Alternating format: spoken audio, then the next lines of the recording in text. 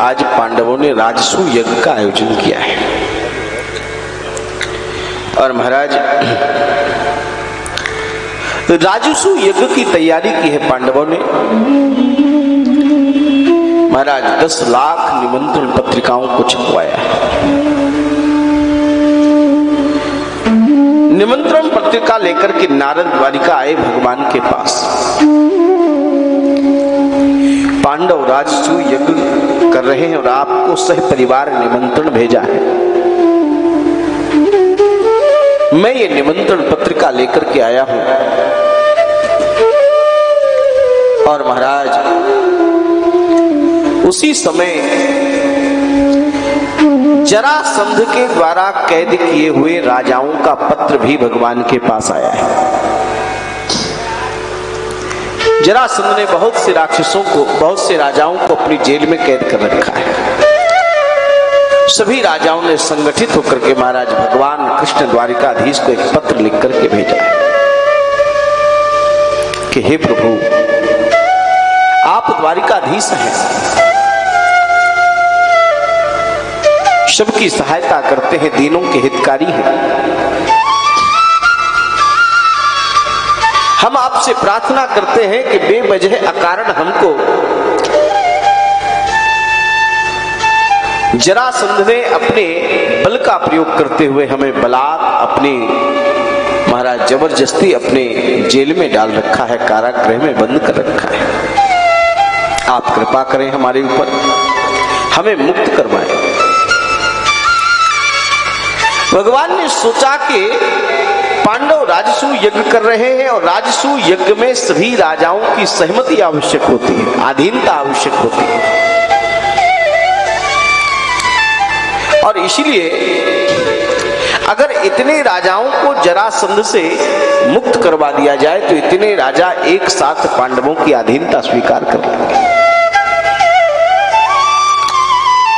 और महाराज हमारे कन्हैया का उस समय इतना नाम था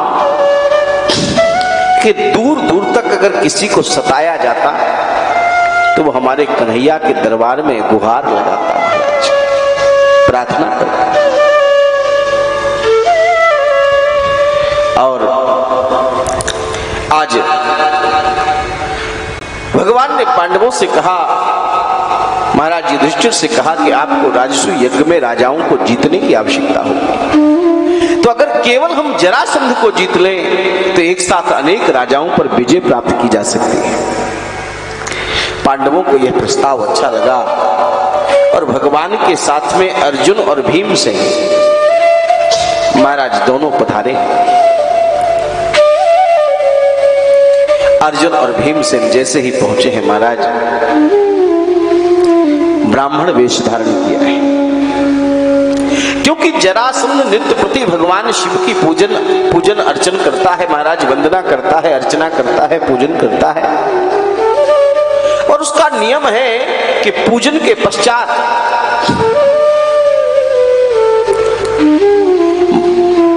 बाहर ब्राह्मणों को और भिक्षुकों को महाराज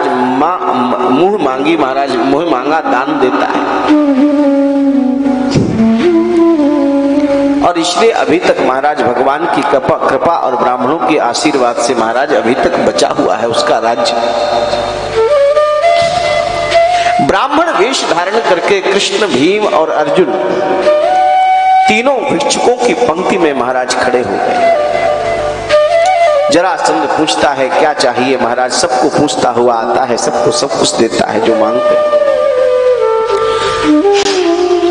और जैसे ही महाराज इन ब्राह्मण वेशधारी पांडवों और कृष्ण के पास पहुंचा, क्या चाहते हो भिक्षुक? सर्वप्रथम भगवान कृष्ण बोले युद्ध। युद्ध चाहते? ब्राह्मण युद्ध नहीं चाहता, तुम ब्राह्मण नहीं हो इसका मतलब। गौर से देखा तो तुम वही हो द्वारिकाधीश भगोड़े कृष्ण जिनको तो मैंने 17 बार पराजित किया। तुम तो मेरी दृष्टि में कायर हो। युद्ध के मैदान से जो पलायन कर जाए वह मेरी दृष्टि में कायर होता है, वीर नहीं। इसलिए मैं तुमसे युद्ध नहीं करूंगा। रही बात अर्जुन की, तो अर्जुन मुझसे उम्र में छोटा है और युद्ध हमेशा बराबरी वाले से करना चाहिए, इसलिए मैं अर्जुन से भी युद्ध नहीं करूंगा।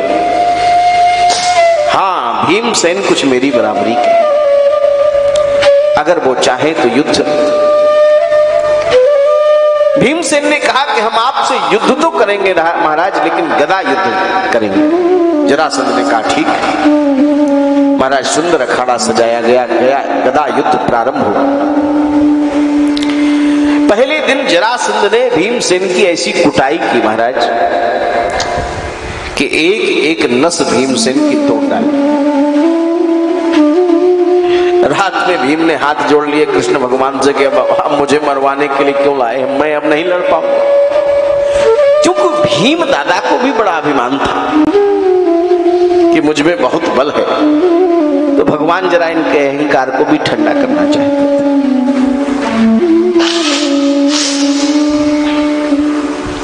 और मेरे ठाकुर बहुत ही लीलाधारी,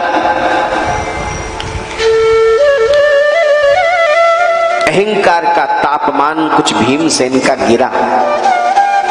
भगवान ने कहा चिंता मत करो, हम तुम्हारा मार्गदर्शन करेंगे, युद्ध तो लड़ना है। और महाराज 27 दिन तक युद्ध चला। जब भीमसेन बिल्कुल हतोत्साहित हो गए तो भगवान ने 1-2 दिन पहले कहा कि देखो कल तुम युद्ध करना तो मेरी ओर देख लेना, और जैसे ही मैं इशारा करूं उसी के अनुसार तुम्हें युद्ध करना है। और महाराज आज युद्ध प्रारंभ हुआ। भीमसेन ने भगवान की ओर देखा। भगवान ने एक तिनका उठाया महाराज और उसको चीर करके महाराज फेंक दिया। भीमसेन समझ गए महाराज। भीमसेन ने जरासंध को उठा करके महाराज नीचे पटक दिया और एक टांग से, एक अपनी टांग से उसकी एक टांग को दबाया और दूसरी टांग को महाराज फाड़ दिया। महाराज 2 टुकड़े कर दिए और जैसे ही दोनों फेंके आपस में फिर जुड़ गए। क्योंकि जरासंध जरा नाम की राक्षसी से उत्पन्न हुआ था और इसे वरदान था कि अगर ये 2 टुकड़ों में भी हो जाएगा तो ये आपस में जुड़ जाएगा। महाराज फिर से जुड़ गया और युद्ध शुरू। भीमसेन ने कहा कि अरे भगवान आपने कैसा इशारा किया। भगवान ने कहा ठीक से नहीं देखा था, इस बार ठीक से देखना। और भगवान ने महाराज फिर से एक तिनका लिया और तिनके को महाराज चीरा और विपरीत दिशाओं में फेंक दिया। इधर का तिनका उधर और उधर का तिनका इधर, विपरीत दिशाओं में फेंक दिया। महाराज ऐसे ही भीमसेन ने किया। महाराज भीमसेन ने महाराज टांग को पकड़ करके महाराज जरासंध की टांग को पकड़ करके महाराज फाड़ डाला और महाराज विपरीत दिशाओं में फेंक दिया। तो जुड़ तो गया जरासंध, लेकिन उल्टा जुड़ गया और इस कारण महाराज जरासंध की मृत्यु हो गई। जरासंध के पुत्र सहदेव को वहां का राजा बनाया भगवान ने, और उसकी कैद में जितने भी राजा कैद थे उनको सबको मुक्त कराया और महाराज मुक्त करा करके वापस ले आए। और इंद्रप्रस्थ में महाराज सुंदर राजसूय यज्ञ की तैयारी होती है। भगवान अपनी पटरानियों के साथ में, रानियों के साथ में, महाराज पुत्रों के साथ में परिवार सहित यज्ञ में पधारे। और मित्रों ये संकेत है, यज्ञ में अकेले नहीं, प्रयास करना चाहिए कि आप परिवार सहित यज्ञ में पधारें।